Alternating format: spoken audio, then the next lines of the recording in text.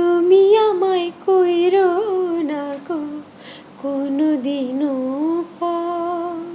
এটা তো মানে আমার মাস্ট গাইতেই হয়। কিছু গান আছে যে দর্শক যেগুলো থেকে আমাকে চিনেছে বিদেশে। হ্যাঁ, আমি সিঙ্গাপুরে অনেক গান করে এসেছি, মালয়েশিয়ায় গান করে এসেছি এবং এই ইয়ারে হয়তো আমি নিউ ইয়র্ক যাব।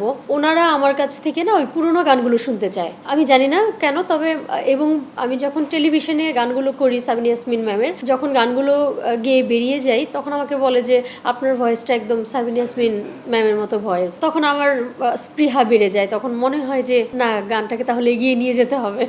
এরকম না, গান শোনানোর সুযোগ আমার হয়নি, কিন্তু ওনার কনসার্ট দেখতে আমি গিয়েছিলাম এবং অনেক ছবি টবি তুলেছি। ওইটা শ্রদ্ধেয় শিল্পী আমি যার কথা বলবো, যে যিনি আমাকে বিশেষ করে অনেক সাহায্য করেছেন এই জগতে টিকে থাকার লড়াইটা আমাকে শিখিয়েছেন, তিনি হচ্ছেন শ্রদ্ধেয় শিল্পী আমাদের দেশের শ্রদ্ধেয় গিটারিস্ট রিচার্ড কিশোর। উনি আমাকে এই সংগ্রামটার সঙ্গে ছিলেন শুরু থেকে, গ্রুমিং করিয়েছেন। তো উনি আমাকে সেই সুযোগটা করে দিয়েছিলেন যে সাবিনা ইয়াসমিন ম্যামের সঙ্গে দেখা করাটা।